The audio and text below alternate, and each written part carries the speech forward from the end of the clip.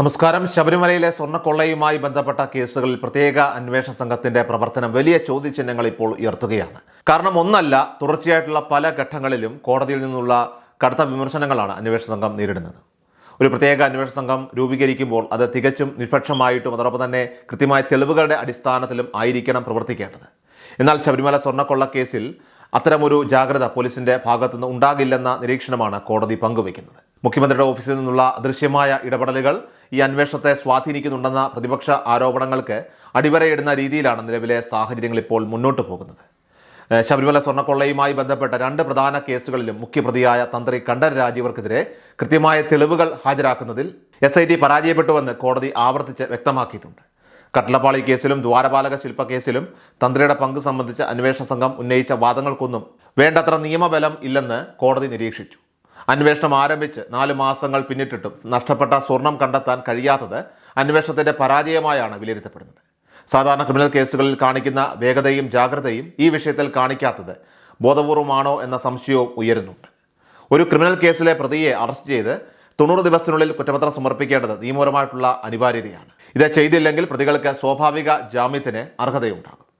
ശബരിമല കേസിൽ കുറ്റപത്രം സമർപ്പിക്കുന്നതിൽ വരുത്തിയ ബോധപൂർവമായിട്ടുള്ള കാലതാമസം പ്രതികളെ ജാമ്യത്തിലിറങ്ങാൻ സഹായിച്ചുവെന്ന വിമർശനവും ശക്തമാക്കുന്നുണ്ട്. ഹൈക്കോടതി single bench justice A. Badharudeen ഈ വിഷയത്തിൽ നേരത്തെ തന്നെ രൂക്ഷമായ പരാമർശങ്ങൾ നടത്തിയിരുന്നു. കുറ്റപത്രം നൽകിയാൽ പ്രതികൾക്ക് ജാമ്യം ലഭിക്കുന്നത് തടയാനാകുമെന്നിരിക്കെ എന്തുകൊണ്ടാണ് പോലീസ് ഇതിന് തയ്യാറാകാത്തതെന്ന കോടതിയുടെ ചോദ്യം അന്വേഷണ സംഘത്തെ പ്രതിരോധത്തിലാക്കിയിരിക്കുകയാണ്. തന്ത്രി കണ്ഠരര് രാജീവർക്ക് ജാമ്യം അനുവദിച്ച കൊല്ലം വിജിലൻസ് കോടതിയുടെ ഉത്തരവിലും പോലീസിന്റെ വീഴ്ചകൾ വ്യക്തമാണ്. തന്ത്രിക്ക് ഗൂഢാലോചനയിൽ പങ്കുണ്ടെന്ന് തെളിയിക്കുന്ന ഡിജിറ്റൽ തെളിവുകളോ സാമ്പത്തിക രേഖകളോ ഹാജരാക്കാനായിട്ട് SITക്ക് സാധിച്ചില്ല. ശബരിമലയിലെ ഭരണപരമായിട്ടുള്ള കാര്യങ്ങളിൽ തനിക്ക് പങ്കില്ലെന്നും ആചാരപരമായ കാര്യങ്ങളിൽ മാത്രമാണ് തൻ്റെ ഇടപെടലെന്നും പ്രതിഭാഗം വാദിച്ചു. ദേവസ്വം ബോർഡിൻ്റെ തീരുമാനങ്ങളെ മറികടക്കാൻ തന്ത്രിക്ക് കഴിയില്ലെന്ന വാദം കോടതി അംഗീകരിക്കുകയായിരുന്നു. കൂടാതെ അദ്ദേഹത്തിൻ്റെ ആരോഗ്യസ്ഥിതിയും മതപരമായിട്ടുള്ള ചുമതലകളും പരിഗണിച്ചാണ് കോടതി ജാമ്യം അനുവദിച്ചത്. മറ്റു പ്രമുഖ ക്രിമിനൽ കേസുകളിൽ സ്വീകരിക്കുന്ന കീഴ്വഴക്കങ്ങൾ ഈ കേസിൽ അട്ടിമറിക്കപ്പെട്ടതായിട്ടും കാണാൻ സാധിക്കും. ഉദാഹരണത്തിന് നടിയെ ആക്രമിച്ച കേസ് പോലെയുള്ളവയിൽ അന്വേഷണം പൂർത്തിയാക്കാൻ വൈകുമ്പോൾ ആദ്യ കുറ്റപത്രം സമർപ്പിക്കുകയും തുടർന്ന് അന്വേഷണം തുടരുകയും ചെയ്യാറുണ്ട്. എന്നാൽ ശബരിമല കേസിൽ രാസവിശകലന റിപ്പോർട്ടുകൾ വൈകുന്നുവെന്ന മുടന്തനായിട്ടുള്ള ന്യായങ്ങളൊക്കെ തന്നെ പറഞ്ഞാണ് കുറ്റപത്രം നീട്ടിക്കൊണ്ടുപോയത്.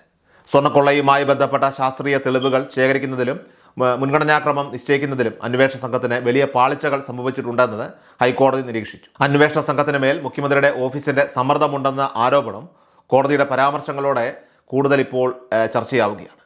വാസു, മൂരാരി ബാബു, പൂറ്റി തുടങ്ങിയ പ്രതികൾക്കൊപ്പം തന്ത്രിയും ജാമ്യം ലഭിച്ച് പുറത്തിറങ്ങുന്നത് അന്വേഷണം വഴിതെറ്റിയതിൻ്റെ സൂചനയായിട്ടാണ് പൊതുജനം വിലയിരുത്തുന്നത്. ഉണ്ണികൃഷ്ണൻ പോറ്റിയുമായിട്ടുള്ള തന്ത്രിയുടെ ബന്ധം സ്വർണ്ണക്കൊള്ളയ്ക്ക് കാരണമായെന്ന് SIT കണ്ടെത്തിയെങ്കിലും അത് കോടതിയിൽ സ്ഥാപിക്കാൻ കഴിഞ്ഞില്ല. ചുരുക്കത്തിൽ കൃത്യമായ തെളിവുകളില്ലാതെയും നിയമപരമായിട്ടുള്ള നടപടിക്രമങ്ങൾ പാലിക്കാതെയും മുന്നോട്ട് പോകുന്ന അന്വേഷണം ഒടുവിൽ പ്രഹസനമായി മാറുമോ എന്ന ആശങ്കയാണ് ഇപ്പോൾ ഉയരുന്നത്.